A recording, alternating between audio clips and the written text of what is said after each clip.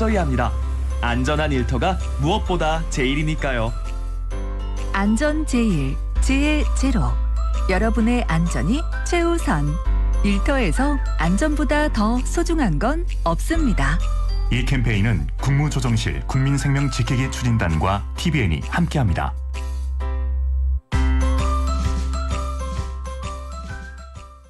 FM 100.5MHz TBN 경인교통방송입니다. HLSU. 즐거운 운전 행복한 시간 TBN과 함께 경인교통방송. 배려하는 교통문화의 동반자 도로교통공단에서 11시를 알려드립니다.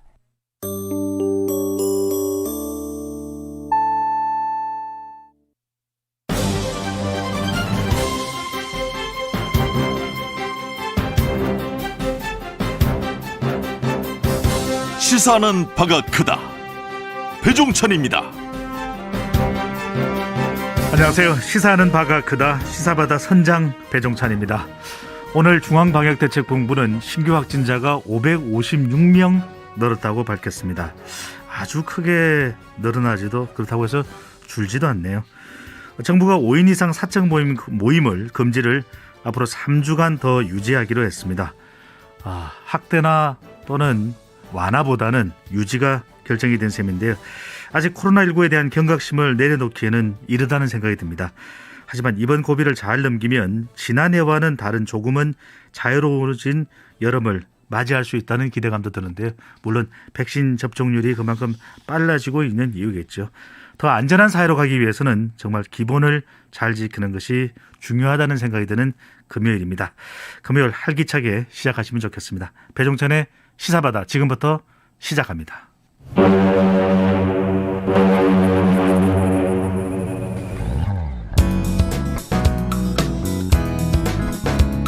요즘 날씨에 관심 많으시죠? 참 변덕스럽습니다. 비가 올 것 같지 않은데 밤늦게 또 비가 내리기도 하고요. 오늘 그리고 주말 날씨, 다음 주 날씨는 어떨까요? 연합뉴스TV 김동혁 기상전문기자 연결합니다. 김 기자님. 네, 안녕하십니까? 날씨가 왜 이러나요? 날씨가 좀 변덕 심합니다. 우산을 가지고 나가야 될지 말아야 될지 참 아침 날씨만으로는 알 수 없는데 먼저 오늘 날씨부터 정리를 해 주시죠. 예, 말씀해 주신 대로 최근에 날씨 변덕이 좀 많이 심한 상황이고요. 네. 아무래도 북쪽에서 차가운 공기가 많이 내려와 있고 남쪽에서는 이제 여름 공기가 이제 더운 공기들이 좀 올라오다 보니까 두 공기가 자주 충돌하면서 구름도 좀 많이 끼고요. 낮에는 좀 더위도 있고 또 비도 내리고 소나기도 간간히 좀 내리는 굉장히 좀 날씨가 좀 변동성이 심하다라고 볼 수 있겠고요. 네. 어제도 이제 밤부터 해서 계속 비가 좀 내리면서 오늘 아침까지 좀 이어졌습니다. 현재도 제주와 남해안 위주로는 강한 비가 내리면서 제주 북부, 제주 동부, 그리고 제주 남부, 제주 산간에는 호우경보가 내려져 있고요. 경상도의 통영과 거제, 그리고 전라도의 거문도와 축도, 제주도 서부에는 네. 호우주의보가 내려지면서 주로 제주와 남해안을 위주로 많은 좀 비가 내리고 있는 상황이고 강원도 산간을 중심으로는 강풍주의보도 내려져 있으면서 네. 이 강원도 일대에서는 강풍도 좀 불고 있습니다.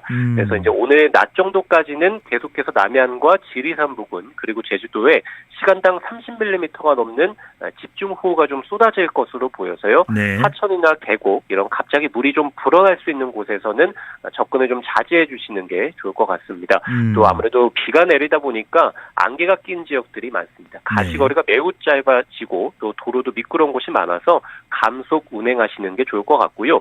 어제부터 제주 산간에 393mm 굉장히 강한 폭우가 쏟아졌고 네. 백령도가 132, 전남의 영광이 109, 목포가 69. 그래서 주로 이번 비는 제주도 그리고 서해안과 남해안에 집중된다라고 볼 수 있겠고요. 네. 오늘 낮까지 남해안과 강원 산간을 중심으로 순간적으로 초속 20m 이상의 태풍급의 강풍이 불기 때문에 오늘 한 오후 정도까지 어떤 시설물 관리, 안전사고에도 주의가 필요하겠습니다.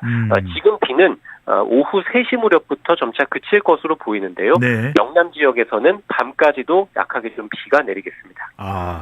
날씨 변동이 참 심한 시기입니다. 각별하게 또 비가 오는 데서는 또 안전 운행하셔야 될 것 같고요. 또 강풍이 부는 곳에서는 바람도 조심을 하셔야겠습니다. 자, 6월인데 이렇게 덥다 보니까 30도가 넘는 곳도 있더라고요. 이번 여름 너무 더울 거 아니냐, 폭염이다 이렇게 좀 걱정하시는 분들이 있는데 어떻게 예상이 됩니까? 예, 뭐 지난 수요일이 이제 올 들어 가장 높았죠. 기온이 33도를 네. 웃돈 지역들이 많았고 어제도 이제 낮 기온이 30도를 웃도는 지역들이 많았습니다. 그래서 여름 더위가 좀 나타났다가 비가 좀 많이 내리면서 이제 더위가 한풀 꺾인 상황인데요. 네. 일단 지난달을 비교해 보면 5월에 폭염주의보가 최근에 좀 많이 내려졌었는데 지난달에는 이틀에 한 번꼴로 비가 왔었죠. 네. 이제 서늘한 날씨가 좀 자주 나타났습니다. 그 원인이 역시 아까도 말씀드린 대로 북쪽에서 차가운 공기가 아직까지도 좀 내려와 있으면서 날씨 변동이 좀 심한 상황이고요.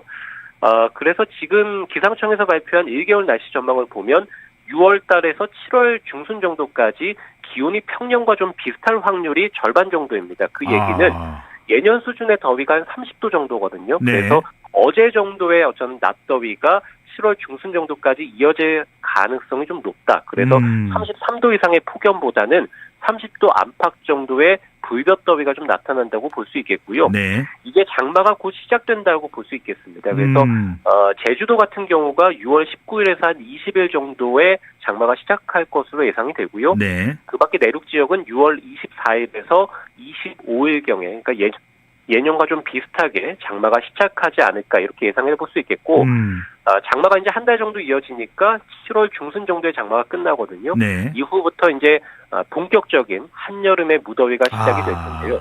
네, 올여름은 일단 2018년과 상황은 좀 비슷합니다. 2018년에 네. 굉장히 극심한 폭염이 나타났는데 2018년 정도의 상황과 비슷하긴 합니다만 대폭염 정도는 아니겠고 예년보다는 조금 그래도 이제 폭염 일수라든지 열대 일수가 많겠다. 그래서 예년보다는 올여름이 좀 더울 가능성이 많겠습니다. 김 기자님께서 결정하신다 그러면 날씨가 좋을 때 휴가 가자. 언제 가시겠습니까? 만약에 지금 결정을 해야 된다면 네. 장마가 시작 전이 좋습니다. 그래서 지금부터 해서 6월 20일 전에 그러니까 이번 주나 다음 주 정도가 좋겠고요. 네. 이후에는 아무래도 비가 내리는 날, 특히 이제 6월 하순에 비가 내리는 날이 좀 많을 것으로 보고 있기 때문에 6월 하순에서 7월 한 중순 정도까지는 아무래도 이제 장마철이라서 휴가 가기에는 조금 불편하실 것 같고요. 네. 이후에 이제 본격적인 장마가 끝나고 한여름 더위가 시작하는 한 7월 중순에서 하순경부터 8월 달까지가 더 좋습니다. 이후에 9월 달부터는 다시 또 태풍의 시기가 돌아오기 때문에 네. 지금 이번 주나 다음 주 아니면 아예 장마가 끝나는 7월 중순 이후가 좋을 것 같습니다. 참고하시면 좋겠습니다. 주말 날씨도 예보해 주시죠. 예, 주말에도 역시 이제 간간히 비가 내리는 지역이 좀 많을 것으로 보이는데요. 네.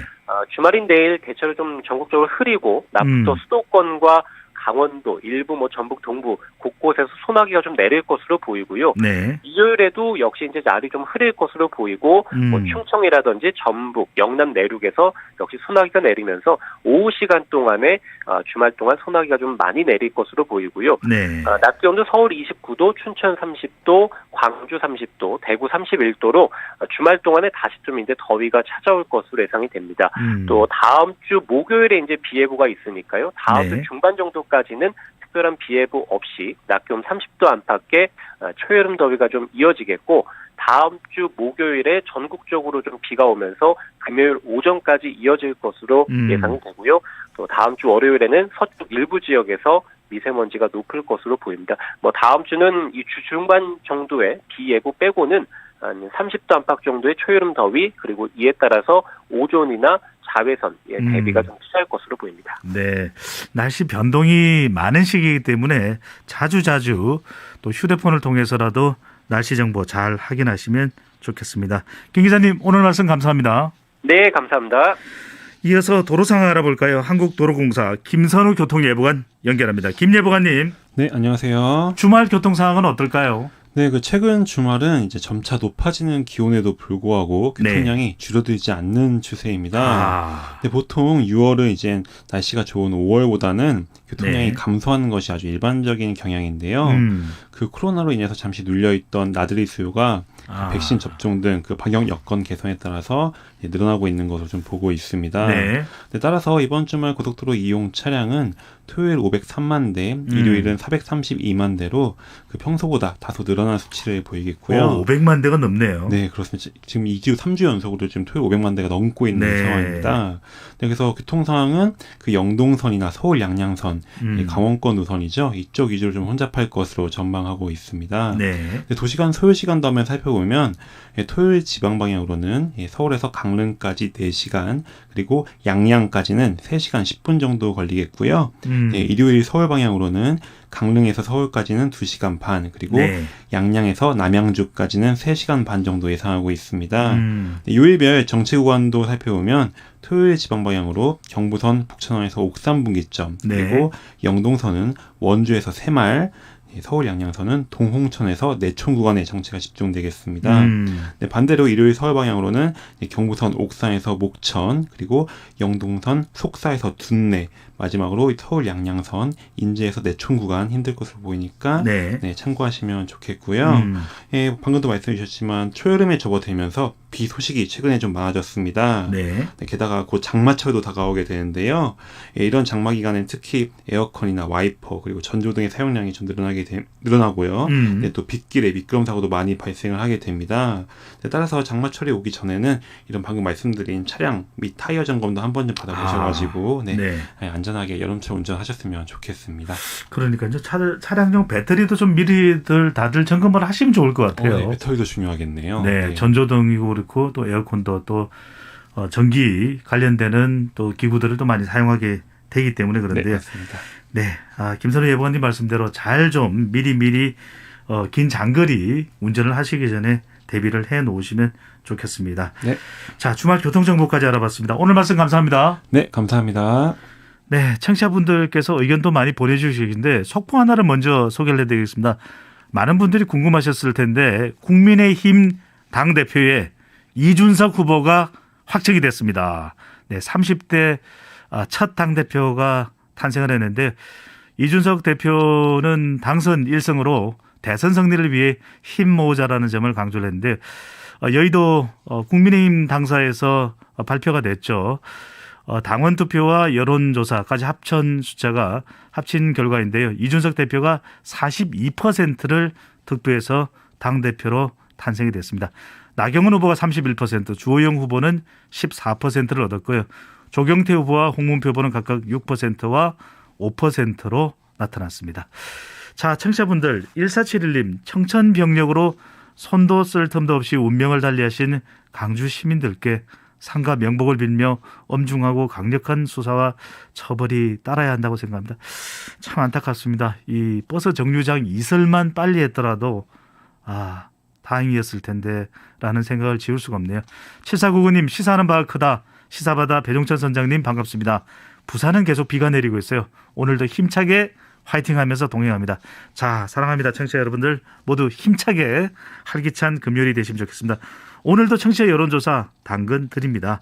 현재 밤 10시까지 영업이 제한돼 있죠. 수도권 식당과 유흥시설들이 다음 달부터는 자정까지 영업할 수 있게 완화될 수 있을 것으로 보였는데 걱정도 있고 기대도 있습니다. 청취자분들은 어떻게 생각하십니까? 7월 1일부터는 자정까지 이 수도권 식당, 유흥시설 영업할 수 있는데요. 1번 찬성, 2번 반대. 1번 찬성, 2번 반대. 번호로 꼭 표기를 해주시고요. 샵 9977로 보내주시면 됩니다. 짧은 문자 50원, 긴 문자 100원의 정보 이용료가 부과됩니다. 선정해서 선물도 드리겠습니다. 유튜브에서 TVN 통을 검색해서 들어오시면 실시간 보이는 라디오로도 즐기실 수 있고요. 청취자분들의 소중한 제보도 받고 있습니다. 카카오톡 채널에서 TVN 통을 검색해서 들어오시면 사진과 문자 등으로 실시간 제보 가능한데요. 보내주신 제보도 소개해드리고 공유하도록 하겠습니다. 시사하는 바가 크다에 참여해주신 분들께 선물 보내드립니다. 주식회사 루브캠 코리아에서 나노 엔진 보호 코팅제 엔진 닥터큐를, 몸과 마음을 따뜻하게 하는 어연마루에서 왕뜸기를, 노후 경유차 매연 저감 장치 정부 지원 사업을 하는 자동차 환경협회에서 차량용품을, 판촉물은 배픽에서 친환경 허스키컵을 드립니다.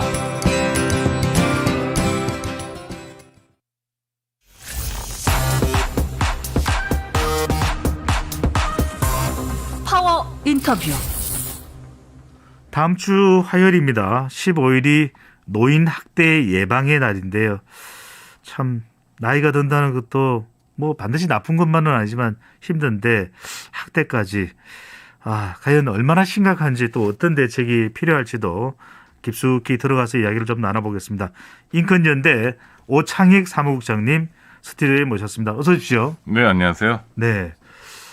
오 사무총장님은 국장님은 노인 공경 항상 하시죠?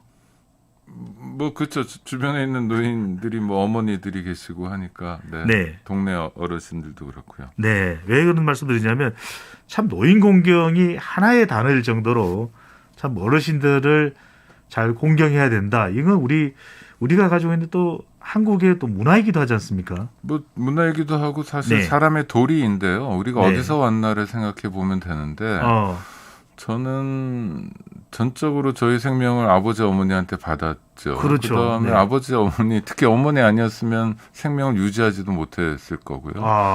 그다음에 한국이 뭐 여러 가지 문제가 많다고 하지만 네. 우리도 인식하지 못하는 사이에 상당한 정도의 강대국이랄까요? 뭐 선진국이랄까요? 이렇게 돼버린 느낌이에요. 네. 그렇죠? 뭐 경제도 비교적 잘 돌아가고 물론 아직 어려운 곳도 많습니다만 그리고 누가 뭐래도 빈곤에서 벗어났고요. 네. 뭐 흔히 정치인들 하는 얘기처럼 산업화와 민주화 둘 다 성공했는데 그럼 이걸 다 누가 이뤘냐 하면 노인들이 이뤄낸 겁니다. 그러니까 네.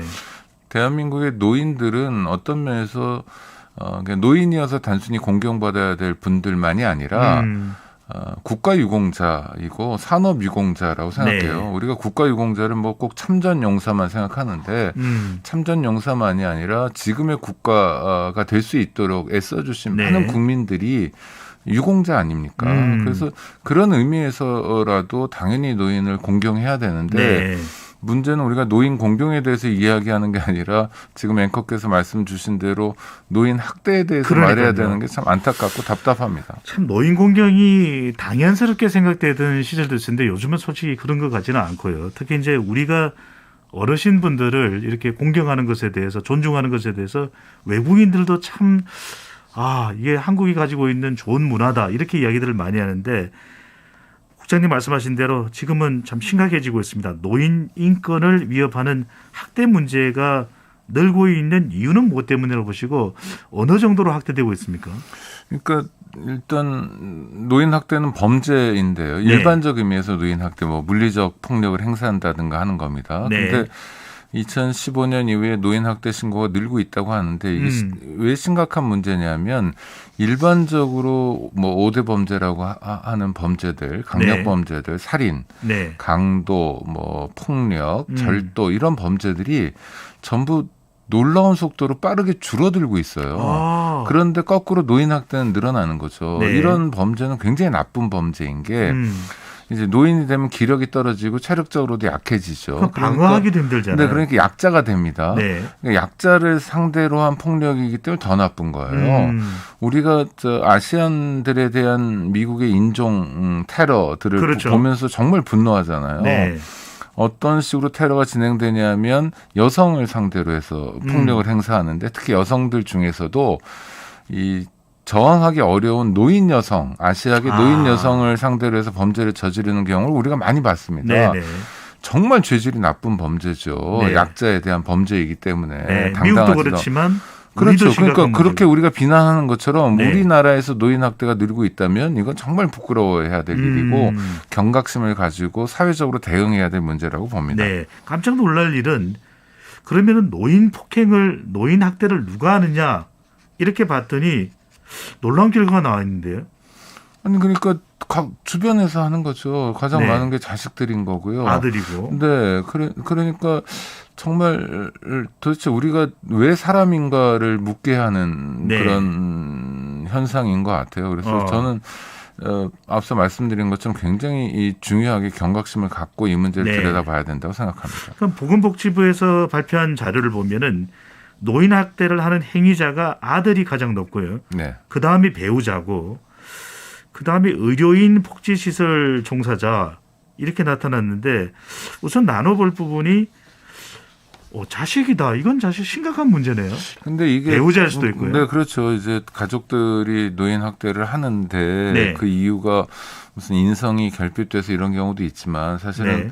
뭐 빈곤이나 이런 데서 오는 문제도 있거든요. 그러니까 우리가 노인들 중에서 가족의 힘만으로 돌봐드리기 어려운 경우도 굉장히 많습니다. 네. 뭐 돈도 들고 품도 들죠. 네. 근데 당장 먹고 살기도 힘든 경우에 상당히 고통스러울 수도 있어요. 네. 이런 것들이 이제 아동학대에서도 그런 모습이 나타나잖아요. 이를테면 뭐 지금 우리가 굉장히 경악하는 경우들이 뭐 모텔에서 아빠가 애를 보다가 막 집어 던지고 그랬다 운다고 하는 거 아닙니까? 있을 수 없는 일입니다. 근데 있을 수 없는 일인데 그 장소가 모텔이라는 거. 그러니까 온전한 주거 환경이 아니라는 거. 또 애 엄마가 애 낳자마자 바로 뭐 경찰에 잡혀갔다고 하는데 별거 아닌 일로 그렇게. 하여튼 뭐 그런 상황들이 이제 그 남자가 특별한 악당이어서 물론 악당입니다. 그렇게 아이를 괴롭히는 사람은 악당인데 또 노인을 학대하는 사람도 악당인데 그 악당이 되는 구조도 있다는 거죠. 이걸 함께 봐야 된다고 생각합니다. 근데 악당이라고 욕하고 처벌하는 것만으로 문제가 해결되면 그렇게 하면 좋겠어요. 근데 처벌이 능사가 아니라는 게 바로 이런 대목이죠. 국장님, 아동학대와 마찬가지로 노인학대의 경우에도 가족들로부터 많이 발생을 하고 이제는 이제 입장이 뒤바뀝니다. 주로 이제 아동학대는 부모로부터 저질러지는 일이 많다면 노인학대는 거꾸로 이제 자식들입니다. 또 아들 특히 많다고 이렇게 통계가 나와 있고 배우자이고 그다음에 주로 이제 가정인데 이렇게 되는 경우에 이 노인학대에 대한 사각지대가 만들어질 수밖에 없는 거 아닙니까? 네네. 자, 이건 어떻게 해결해야 돼요? 아니 저는 해결할 수 있는 방법이 되게 여러 가지가 있다고 생각하는데요. 제가 만약 뭐 국정을 운영하거나 예산을 배치할 수 있다면 노인 요양보호사를 굉장히 활발하게 활성화해서 운영할 거예요. 그러니까 요양보호사는 지금 뭐 240시간 정도 이제 교육을 받으면 자격증을 받을 수 있는데 시험을 보고요. 그렇게까지 240시간이나 저는 교육을 받을 필요는 없다고 생각하고 좀 더 줄이고 그리고 노인 요양보호사를 노인들도 할 수 있게 하는 겁니다. 그래서 다양한 서비스는요. 이를테면 아침에 제가 노인들 집에서 생활하는 노인들 같은 경우에 아침에 요양보호사가 와서 뭐 창거리나 이런 걸 마련해 드리고 점심에는 또 다른 요양보호사가 와서 뭐 혈압을 점검한다든지 건강을 챙겨드리고 저녁에도 뭐 창거리나 뭐 간식거리를 챙겨드리고 이렇게 해서 하루에 3번 정도 방문할 수 있는 시스템을 만들어 보면 기본적으로 노인을 학대할 수 있는 여지가 없어지는 거죠. 왜냐하면 아침에도 오고 점심에도 오고 저녁에도 외부인이 들어오잖아요. 또 노인을 돌보기 위해서 들어오는 겁니다. 그러면 자식이라고 생각해도 아무래도 좀 뭐 이게 투명한 거잖아요. 뭐 유리창이 열려 있는 것과 마찬가지 상황이니까 노인 학대가 굉장히 어려워지는 거고요. 그러면은 노인 입장에서 돌봄을 받기 때문에 요양사를 대규모로 양성해서 아주 적극적으로 활용하는 방안인데 이런 자식들도 있을 것 같아요. 부모님을 학대하는 경우에 아니 나는 우리가 왜 이렇게 재산이 없어. 나 사업도 못하고 실패했는데 엄마 아빠가 도와주지도 않아. 이러면서 부모님을 때리는 자식들도 있을 것 같거든요. 아니 그건 악당이죠. 그러니까 그런 악당까지 우리가 어떻게 하긴 참 어려울 거예요. 이런 기본적으로 경우에 악당은 처벌해야죠. 당연히 신고도 못할 수도 있지 않습니까? 이런 경우는 어떻게 해야 될까요? 그러니까 그거는 뭐 가해자와 피해자가 아주 특수한 관계여서 피해자가 피해를 감수하는 게 낫다. 또 하나는 자포자기 심정으로 아유 우리 자식에게 내가 아무런 재산도 물려주지 못하니까 제가 저렇게 인생이 꼬였나 보다 하고 자탄을 하실 수도 있어요. 그런데 저는 뭐 지금 예를 들어 손찌검 하나로 시작되면 그다음에 발길질로 갈 가능성이 높기 때문에 정말 자식에 대한 사랑이 있다면 노인들께서도 단호하게 야단을 칠 수 있어야 한다고 생각하고 물론 물리적으로 야단칠 힘 능력을 갖고 있지 못하기 때문에 뭐 국가의 도움을 요청해야죠. 그래서 더 큰 폭력으로 더 끔찍한 범죄로 이어지지 않게 하기 위해서라도 폭력이 진행되면 단호하게 저는 특히 부모를 상대로 자식이 폭력을 행사하는 건 단호하게 처벌할 수 있어야 하고 그 부모들께서도 그 처벌해야 된다는 생각을 가지셔야 된다고 생각합니다. 또 하나는 저 가중처벌했으면 좋겠어요. 당연히 가중처벌입니다. 법률에서도 당연히 가중처벌하고 있고요. 그다음에 이 법도 뭐 때로 눈물도 흐리고 인간의 온기도 있습니다만 이런 경우에는 법이 굉장히 냉정하게 처벌합니다. 수사기관도 그렇고 법원도 마찬가지고요.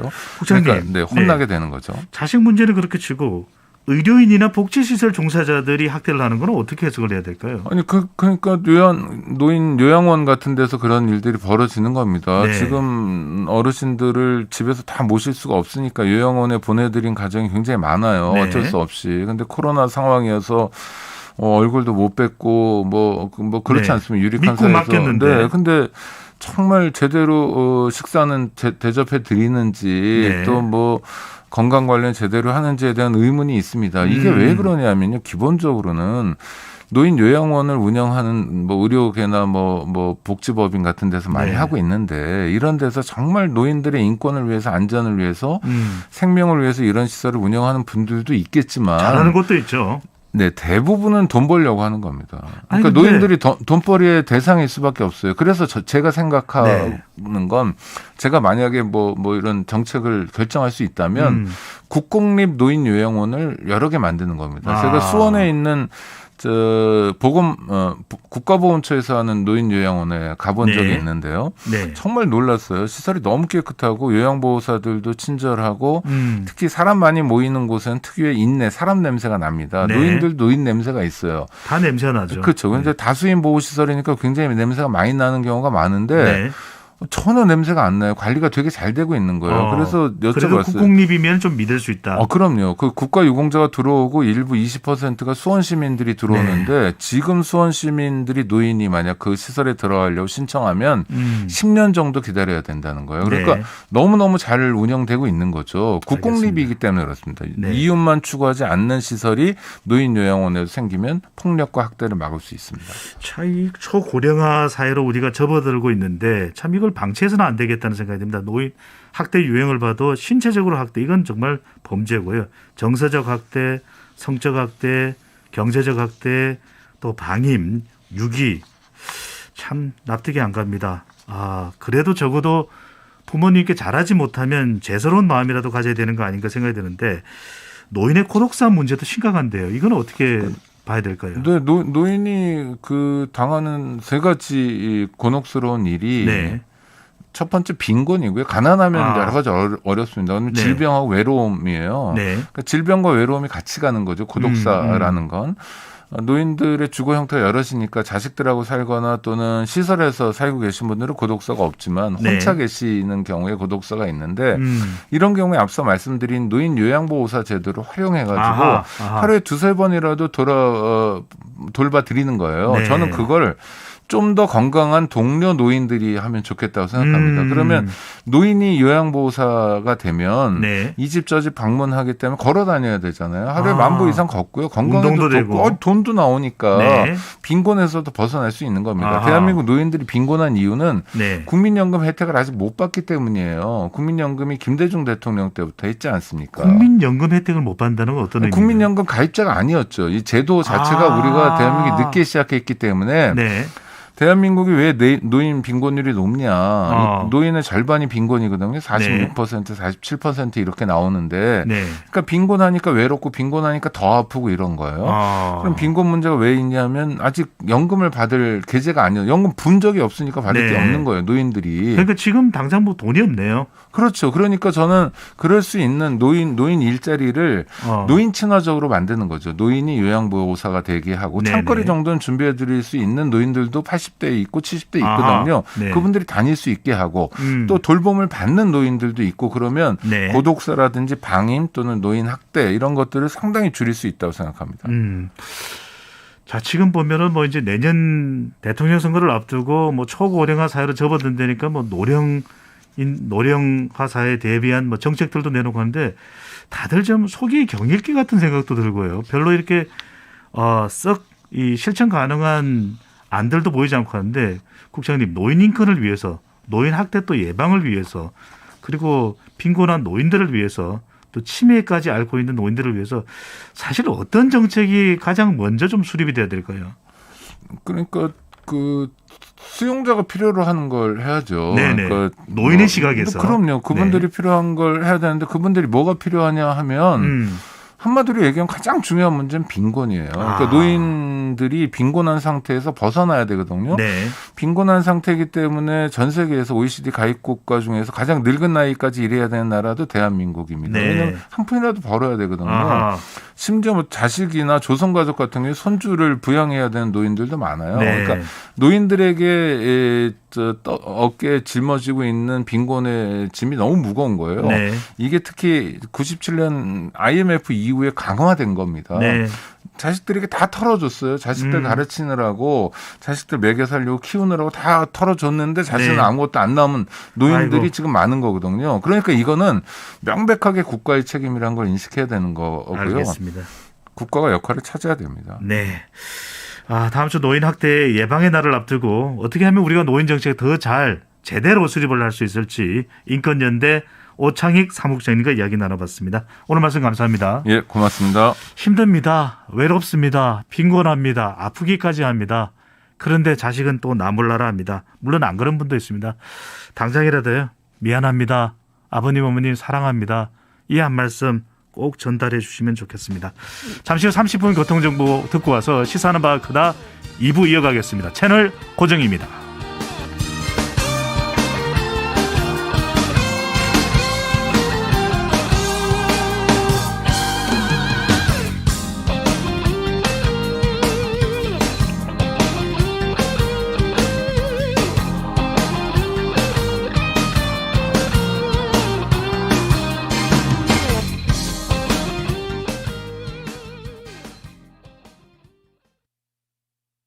꾸준한 모습입니다. 중동로 동신아파트 입구에서 송내 사거리 쪽으로는 진행신호 2번은 받아야 지나고 있고요. 경인로 심곡고가 사거리에서 부천 남부역 3거리 구간은 양방향 정상흐름 이어집니다. 서울 시내는 공사가 많은데요. 강남대로 신사역에서 한남 나들목 쪽으로 4차로에서 공사 중이고요. 상도로 상도역에서 송실대 입구역 쪽으로는 1차로 공사 중인 점 참고하셔야겠습니다. 인천 시내도로는 대체로 정상흐름 이어집니다. 건지로 건지사거리에서 목재단지 사거리 구간 양방향으로 원활하고요. 남동대로 전재울 사거리에서 길병원 사거리 구간도 원활한 흐름 이어집니다. 이어서 고속도로 상황 전해드립니다. 네, 고속도로 위 주의하실 구간이 있습니다. 평택 제천고속도로 제천 방향으로 서안성 2차로와 갓길에서 화물차 관련 사고 처리 중인데요. 안성 분기점부터 여파 정체 빚고 있어 지나실 분들은 국도로 우회하는 편이 좋겠습니다. 논산 천안고속도로 논산 방향으로 남논산 요금소 갓길에서 구간 단속 카메라 점검 작업하고요. 수도권 제1순환고속도로 구리에서 판교 방향으로 남양주 나들목에서 상일 나들목 부근 밀리고 있습니다. 규련대교에서 김포대교 사이로 강한 바람 불고 있고요. 장수에서 송내까지 2km 구간 속도 줄이고 판교 구리 방향 서운분기점에서 송내 통과하는데 차간 격추핍니다. 제2경인고속도로 성남 쪽으로 안현분기점 갓길에서 시설물 보수 중이고 인천 방향 남동에서 문학 사이 속도 줄여 이동합니다. 서해안고속도로 목포 방향 순산터널 부근과 팔탄분기점 일대 구간별 정체 나타납니다. 영동고속도로는 강릉 쪽으로 서창분기점에서 월곶분기점, 둔대분기점에서 부곡 사이 밀립니다. 지금까지 고속도로 상황이었고요. 이어서 기상정보 전해드립니다. 제주도와 남부를 제외하고는 비는 현재 대부분 그쳤지만 여전히 전국이 흐리고 경기 동부와 충청권 대륙, 전라 동부 지역으로는 오늘 낮까지, 경북 지역으로는 밤까지 곳에 따라 가끔 비가 오는 곳이 있겠습니다. 제주도와 경남 지역으로는 낮부터 차차 비가 그치겠는데요. 여전히 제주도에는 호우특보가 계속되면서 강한 비가 내리는 곳도 있으니까 각별히 주의하셔야 되겠습니다. 오늘 저녁까지 제주도와 경남권 남해안에는 10에서 40mm, 그 외 경남 지역으로는 5에서 20mm, 일부 중부 내륙과 전라도 또 경상도 지역 곳곳으로도 5mm 미만의 비가 조금 더 내리는 곳이 있겠습니다. 한편 오늘 낮까지 남해안과 강원 산지를 중심으로 초속 10에서 16m의 매우 강한 바람이 부는 곳이 있겠고요. 그 외 지역으로도 강한 바람이 부는 곳이 있으니까 시설물 관리와 안전운전에 각별히 신경 쓰시기 바랍니다. 오늘 낮 기온은 인천 24도, 서울 27도 등 전국이 22도에서 29도의 분포가 되겠습니다. 지금까지 30분 교통정보였습니다.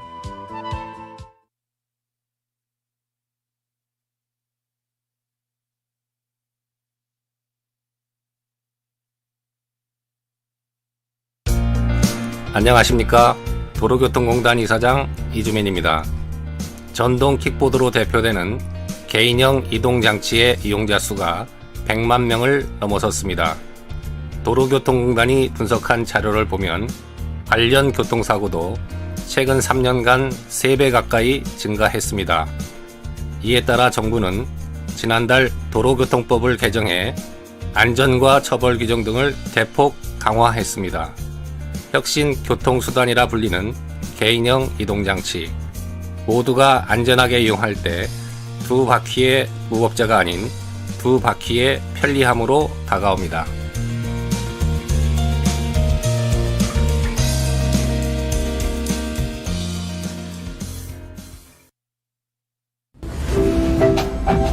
친절한 해설, 무게 있는 시선. 뉴스의 바다를 누비는 시사하는 바가 크다 배종찬입니다를 듣고 계십니다.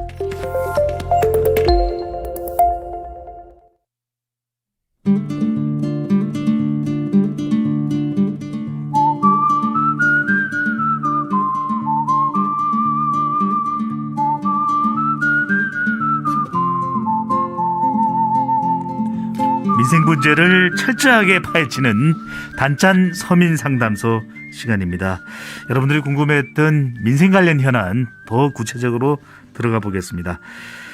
민생 해결사죠. 안진걸 민생경제연구소장 나오셨습니다. 어서 오십시오. 네, 안녕하십니까. 네. 그리고 또 한 분입니다. 문화예술계의 자이언트 팽수. 네, 을의 대변인이시죠. 김원식 평론가 나오셨습니다. 어서 오십시오. 네, 안녕하십니까. 네, 반갑습니다. 두 분은 백신 접종 언제 하실 계획이 있으세요? 어떠세요? 백신 정말 미치도록 맞고 싶습니다. 하지만 이제 그 노쇼 백신도 네. 자녀 백신이라고도 하죠. 아주 많은 분들이 신청하고 있어서 저보다 더 급박한 분들이 많은가 보다 하면서 네. 제가 양보를 하고 있고요. 역시. 그다음에 백신의 불안을 근거없이 부추기는 그런 언론들 네. 행태에 항의하는 활동을 하면서 기다리고 있습니다. 알겠습니다. 김평론가님은요? 네, 사실 지금 40대들이 불만이 많다 이런 얘기들을 많이 하더라고요. 네. 왜냐하면 지금 어쨌든 간에 30대도 맞는 분들이 계시고 그런 상황이 그러다 보니까 순차적으로 하다 보면 40대가 가장 늦게 맞는 거 아니냐 싶어서 불만이 있다는 언론 보도가 있었는데 네. 저는 그렇지 않습니다. 네, 저는 어쨌든 순차적으로 네. 많은 분들이 먼저 맞으시고 저는 기다렸다가 맞도록 하겠습니다. 백신 접종률이 워낙 높아서 지금 1,000만 명을 돌파했잖아요. 예, 그렇습니다. 지금 20% 네. 우리 국민 20%가 돌파했다고 하니까 25%가 돌파했다고 하더라고요. 이대로 가면 아주 순조로울 것이고 알겠습니다. 결국은 이제 중소상공인 자영업자들이 그 강화된 방역 조치는 힘들었는데 네. 7월 달부터 완화될 전망이잖아요. 거기에다가 이제 좀 이따 이야기도 했지만 전국민 재난지원금이라든지 손실보상이 겹쳐지면 네. 안 그래도 지금 국내외 경제 전문가들이 우리나라 경제 성장을 4% 지금 전망하고 있는데 네. 그게 한 6%까지 올라갈 수 있다. 5%까지 올라갈 수 있다는 네. 전망도 나오고 있습니다. 알겠습니다. 예. 너무 길게 하실 것 같아가지고요. 예, 그래서 저도 눈치를 보면서 간결하게. 네, 안 소장님 간결하게. 이슈부터 짚어보고 또 마무리하고 난 다음에 김원식 평론가 이야기로 넘어가겠습니다. 안진걸 또는 안택배라는 이야기까지도 듣고 있는데 택배 문제 해결이 그동안 앞서왔는데 이거 왜 파업을 하게 된 거예요? 예. 그동안 이 택배 노조분들을 보면 굉장히 국민들 불편을 최소화해서 노력해 오신 분들입니다. 그러니까요. 그래서 총파업을 하겠다고 했지만 실제로 이렇게 전면 총파업에 돌입한 적은 없는데 이번이 좀 규모가 있게 2,000명이 넘어요. 원래 이제 6,000명의 조합원들이 모두 할 수가 있는데 일단 쟁의권이 합법적으로 확보된 분들 중심으로 한 2,000~3,000명 중심으로는 하고 있는데요. 뭐가 원인입니까? 핵심이 그겁니다. 우리 국민들께서 택배 사람들 과로사가 너무 많이 발생하고 거기다 뭐 쿠팡이라든지 마트까지 막 발생하니까 제발 저분들 과로사 좀 안 당하게 달라 해서 확인해 보니까 꼭두 새벽부터 출근해서 17시간을 공짜로 분류 작업에 투입이 된 거예요. 근데 택배분들은 배달을 하는 분들이지 분류를 하는 분들이 아니잖아요. 그래서 정부가 나서서 분류 업무는 택배사가 해야 될 업무라고 정리가 된 겁니다. 사회적 합의도 끝난 거예요. 근데 택배사들이 영업이익도 엄청나게 급증했는데 1년 동안 유예하겠다는 거예요. 그 조치를. 그러면 택배기사님들이 1년 동안 또 공짜 노동에 시달리고 그러다가 과로사를 몇 명 또 당할지도 모르니까. 그런데 분류 작업에는 택배사에서 인력을 투입하기로 했었잖아요. 10,000명을 투입하기로 했는데 그 속도가 너무 더딘 겁니다. 그래서 또 1년을 더 기다려달라니까 택배기사님들 입장에서 이러다가 또 우리 과로사 당하게 생겼다라는 이제 분노가 이제 터져 나온 것이고 그다음에 최근에 이제 우리 국민들이 또 택배사님들 과로를 줄이려면 예를 들면 400개 나르던 걸 300개만 날라야 되는 거잖아요. 하루에. 그러면 영업이익이 줄어들게 되겠죠. 택배 가격이 올렸잖아요. 그래서 150원에서 200원 정도 올려도 좋으니까 기사님들의 처우 개선에 써달라고 한 거예요. 근데 CJ 대한통운이 업계 점유율 1위인데 보니까 한 150원 정도 실제 올렸어요. 150, 200원. 근데 보니까 택배 기사님들한테는 8원만 주는 거예요. 다 택배 본사가 가져가고. 그러니까 분류 작업에 새롭게 인력을 투입하니까 택배 본사도 일부 가져가는 건 맞는데 네. 일면 반반으로 하든지 네. 200원이 올랐으면 100원 해서 본사는 분류 작업 그 돈으로 분류 작업을 투입을 하고 인력을 뽑아서 네. 우리 국민들 일자리 늘어나서 좋고 네. 그다음에 기사님들도 단가 100원 정도로 올라가면 물량이 줄어드는 것이 보전이 되잖아요. 소득이. 자, 그러면은 이 두 가지가 쟁점이 돼서 분류 작업에 네. 투입한다고 했고 택배비도 그래서 올렸는데 제대로 이행이 안 되니까 택배 노조, 택배 기사분들은 파업을 하겠다 이런 이야기하는데 정부는 뭐 하나요? 그래서 지금 정부가 사회적 합의기구에서 그걸 조율해 왔잖아요. 네. 근데 정부 입장에서는 그 택배 기사님들하고 택배사들 사이에서 네. 중재를 지금 하고 있어요. 그래서 15일, 16일 날 다시 회의를 할 겁니다. 네. 그러니까 이제 분류 작업은 아무래도 바로 지금 당장 6월 달에 어렵다면 6, 7월 안에라도 뭐 한두 달 안에라도 본사 다 책임지는 걸 하고 네. 조금 시간을 줄 수는 있잖아요. 그러니까요. 1년은 너무 긴 겁니다. 어허. 그다음에 택배 단가가 150에서 200원 올라가면 네. 그걸 뭐 합리적으로 택배 기사님들하고 택배 본사가 합리적으로 배분할 수 있도록 정부가 네. 중재를 적극적으로 해줘야 된다고 저희가 이제 호소드리고 있는 것이죠.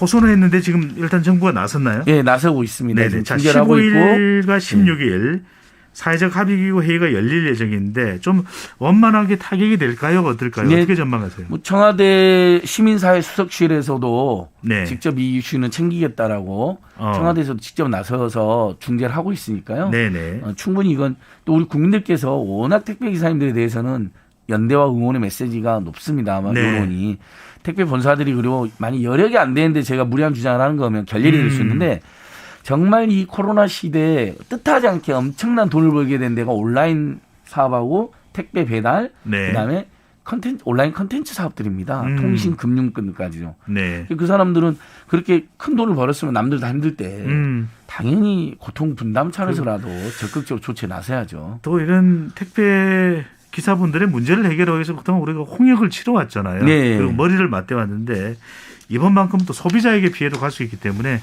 잘 해결이 되면 좋겠습니다. 맞습니다. 네. 자, 다음 주제로 넘어가겠습니다. 대체휴일과 재난지원금이네요. 네. 자, 재난지원금 말도 많습니다. 지금 예. 5차 재난지원금인데 지급은 되는 겁니까? 예, 이제 깔끔하게 정리해드리겠습니다. 네네. 짧게. 자, 2차에서 4차 때마다 이걸 선별로 부패는 논쟁이 있었잖아요. 네. 하지만 더 어려운 분들이 더 많이 줘야 된다는 논리도 일부 설득력 있기 때문에 국민들 입장에서는 나도 힘든데 왜 나는 빠졌어 하는 불만이 있고 고통이 있었지만 그렇죠. 대충 그렇게 간 겁니다. 어쨌든. 근데 1년 반 동안 고통스러웠고 네. 모두 힘들었고 지금도 사실 백신 기다리면서 짜증나기도 하고 초조한 사람들도 있고 마스크 비용, 손세정제 비용 워낙 많이 들어갔잖아요. 네. 그래서 대통령이랑 여당 지도부가 이번에는 전 국민에게 주는 게 맞다로 입장을 낸 겁니다. 근데 이제 일부 야당 확정이 된 건 아니죠. 그렇지. 그분들이 입장을 낸다고 해서 정책이 바로 되는 건 아니잖아요. 네. 그냥 국회에서 추경 예산안이 통과가 돼야 되거든요. 근데 정말 다양한 건 4분의 1분기의 세금이 정부가 예상했던 것보다 무려 19조가 더 거쳤다는 거예요. 수출 대기업들이 엄청난 호조를 띄웠죠. 네. 그다음에 부동산 불로소득이나 보유세에 대해서 좀 강화가 돼가지고 부동산에 세금도 더 들어온 것입니다. 아하. 그럼 그 19조를 대통령이 그래서 국민들이 위해서 쓰자고 그런 겁니다. 네네. 근데 일부 야당이나 기재부에서는 또 뭐 국가 재정에 문제가 있으니까 소극적이긴 한데 이미 국민들은 5차 재난지원금은 전 국민에게 네. 주는 게 더 낫다는 여론조사가 속속들이 지금 나오고 이게 있고요. 이제 가구주에 줘야 되느냐 아니면 개인에게 줘야 되느냐 얘기도 남은 논점이 이제 보편이나 선별이냐에서는 보편 쪽으로 지금 가닥이 잡히는 것 같아요. 네. 뭐 만약에 여론조사를 했을 때 보편이나 선별이냐면 둘 중 하나를 선택해야 되잖아요. 국민 모두에게 보편적으로 줄 건 주고 네. 어려운 중소상공이나 자영업자나 취약계층에 추가로 더 주는 거에 대해서 아하. 물어보면 이게 저는 압도적인 찬성이 나올 거라고 봐요. 네. 보편과 선별을 결합하는 거죠. 어허. 그다음에 그러면 세대주에 줄 거냐 개인에게 줄 거냐 그러면 또 개인에게 주자는 게 압도적으로 나올 것 같아요. 왜냐하면 네. 지난번 1차 재난지원금 14.3조 때 정말 집집마다 큰 도움이 됐거든요. 그다음에 내수경제도 활성화됐고 네. 일부 세대주들이 그러나 세대원하고 안 나누고 본인이 이제 인마이 포켓에서 문제가 되는 집들이 꽤 있습니다. 아니 그래도 가족들하고 같이 그렇게 그렇죠. 할 텐데 자 김현식 평론가도 어때요? 전 국민이 좋으세요? 아니면 선별이 좋아요? 참 어려운 문제이긴 해요. 네. 근데 사실 뭐 지금 그냥 데이터로 말씀드리겠습니다. 그래서 이제 필요하신 분들이 가져갔을 때 훨씬 네. 더 소비 진작이 많이 됐거든요. 아. 그렇기 때문에 정말 필요하신 분들한테 저는 우선적으로 가고 네. 또 뭐 그 개인적인 생각은 너무 이렇게 선별하지 말고 네. 나름대로의 어떤 저는 보상금 차원에서 어느 정도는 주어지는 것도 향후에 검토를 해야 된다고 생각을 해요. 아, 손실보상제도. 네, 그런 것을 전향적으로 좀 희망의 메시지를 줘야지 무조건 네. 처음부터 기준을 하게 되면 이 코로나19 때문에 지금 전 국민이 어쨌든 간에 힘들게 생활하고 계시기 때문에 네. 뭐 부자건 가난한 건 다 전 국민인 건 마찬가지이기 때문에 아. 그런 점을 좀 메시지를 줘야 된다고 생각합니다. 전 국민보다는 오히려 선별이 나을 수도 있겠다. 네, 현실적으로 없다 그러면 선별로 네. 가더라 하더라도 네. 미래지향적으로는 코로나19 이후에 아하. 전 국민이 고통감내 하셨으니까 네. 해야 된다. 뭐 이런 식의 메시지는 줘야 된다고 생각합니다. 가구주에 주는 것하고 그다음에 또 개인에게 주는 건 어때요?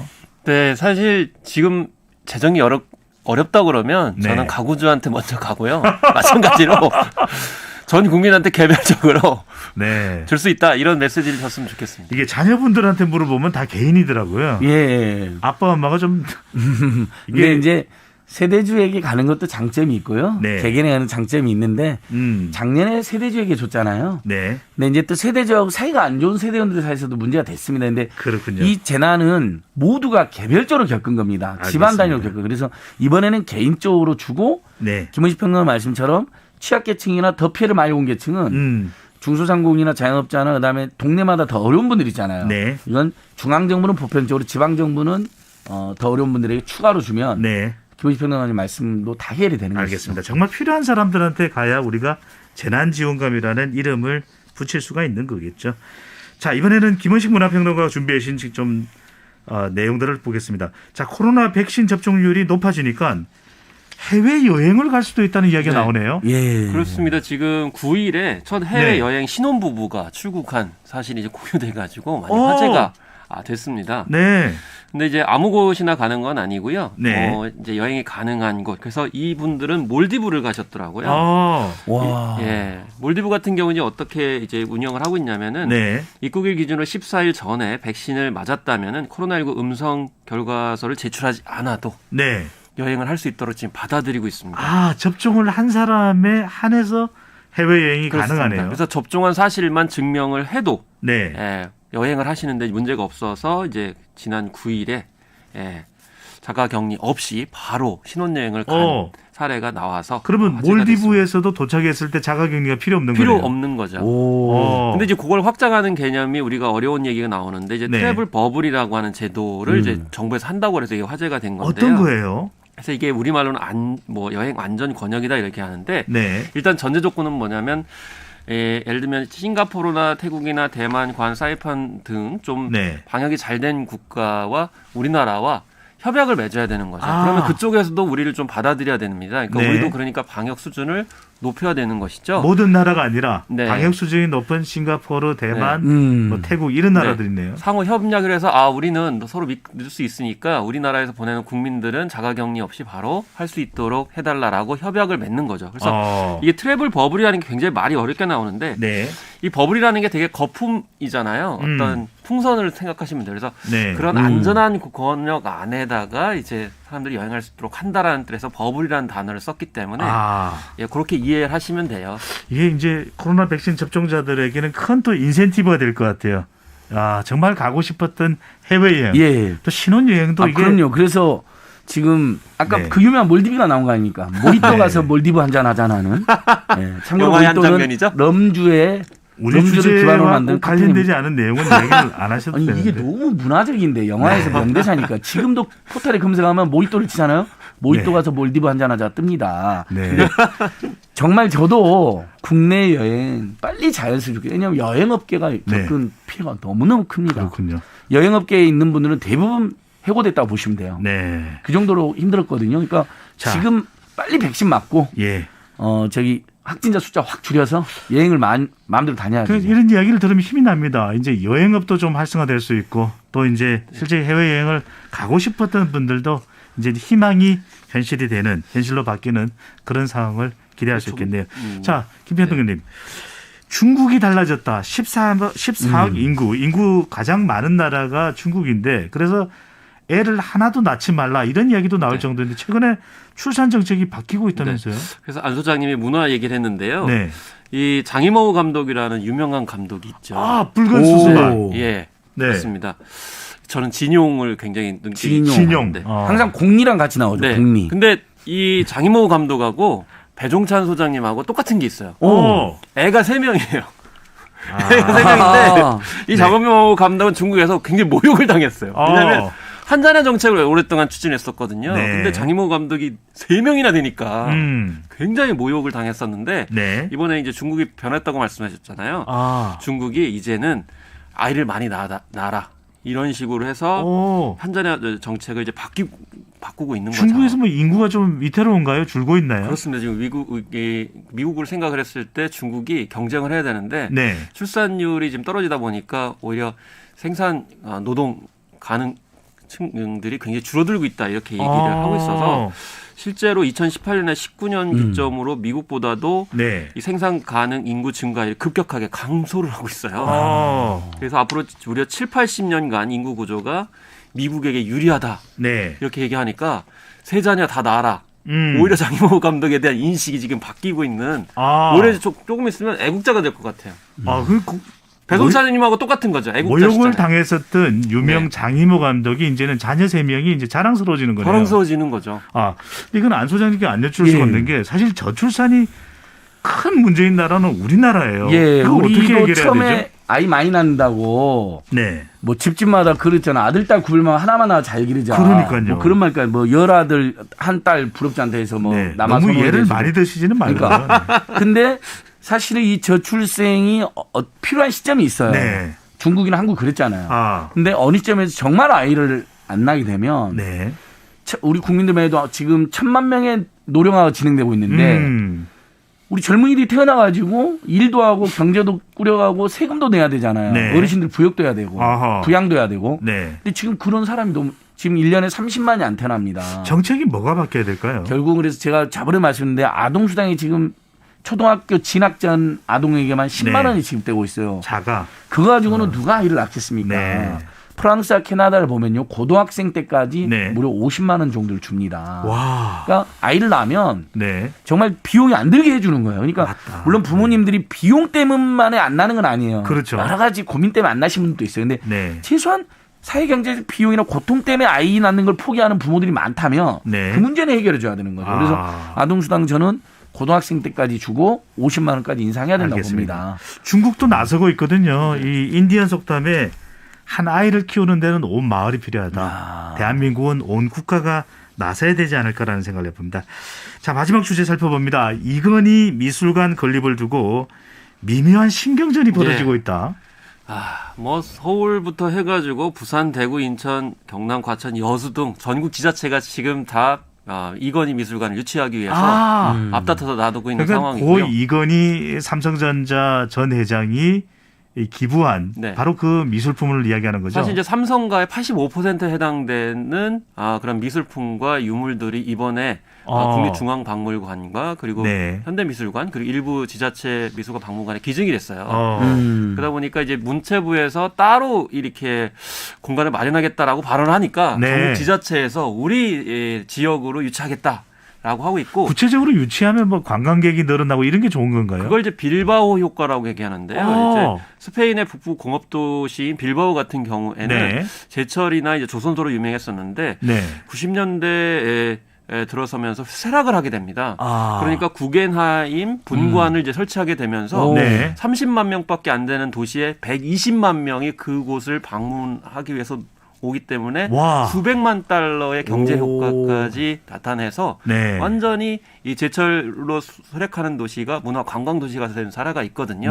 그렇기 때문에 이제 미술관을 유치하려고 하는 그런 측면에서 지금 굉장히 뜨겁다라고 볼 수가 있는데 미묘한 신경전은 지역에서는 수도권과 서울에 하면 안 된다. 왜냐하면 지역 균형 발전을 해야 된다. 그리고 지역의 문화 향유를 해야 된다. 이런 논리들을 내세우고 있는데 이게 또 다른 것 같습니다. 열심히 뛰고 있는 지역은 어떤 지역들인가요? 그러니까 일단 부산, 대구, 그다음 인천, 경남, 과천, 오산, 여수 그리고 경남권에 굉장히 하동을 포함한 여러 시군 자치구가 이제 다시 또 결합을 해가지고 하고 있는데 참 논리가 참 다양합니다. 이병철 네. 모 회장의 고향이기 때문이다라는 것부터 해가지고 아하. 문화인프라가 있는 곳이기 때문이다부터 해서 굉장히 다양한 네. 이유들이 나오고 있고 이른바 빌바오 효과를 말씀해 주시는데 그래도 잘 모르시는 분들도 있을 수 있으니까 고 이건희 회장이 기부했던 예술품 중에서 가장 주목받는 건 뭐라고 봐야 될까요? 이제 겸재 정선 선생이 이제 인왕재색도 네, 그게 이제 가장 유명하죠. 그 작품 이제 국보로 지정이 되어 있고요. 네네. 한원 김홍도 선생의 작품부터 해가지고 네. 뭐 피카소의 작품에 이르는 등 와. 굉장히 다양한 작품들이 있는데 이제 전문가들이 얘기하는 거는 그런 개별 유명한 작품뿐만 아니고 네. 이 몇만 점, 2만 5천 점에 달하는 그 유물 속에는 굉장히 한국의 어떤 관점에서 보는 어떤 맥락들이 있다는 거예요. 그래서 네. 한국의 그런 문화재라든지 미술품 역사에서의 빈 알겠습니다. 자리를 채울 수 있는 거기 때문에 네. 이런 점에서 중요한 건 국민들한테 어느 미술관에 박물관에 소속되는 게 중요한 게 아니고 계속 전시를 해서 접할 수 있도록 마련한 프로그램이 어떤 더 중요해 지역이 보입니다. 됐든 간에 만들어지든 간에 보고 싶다는 생각이 드네요. 저는 어쨌든 서울 수도권 피해서 지방에 생겨서 자, 오늘 방송은 여기까지 지방 분권으로 하겠습니다. 안 소장님, 네, 예. 김평당님 오늘 말씀 감사합니다. 감사합니다. 네, 청취자 여론조사 드렸는데요. 7월부터는 자정까지로 영업시간을 완화하는 것에 대해서 찬성과 반대가 팽팽했습니다. 선물 받으실 분은요. 3204 5945 1923입니다. 행복한 불금입니다. 더 행복한 주말, 더 건강한 주말 되십시오. 다음 주에 돌아오겠습니다.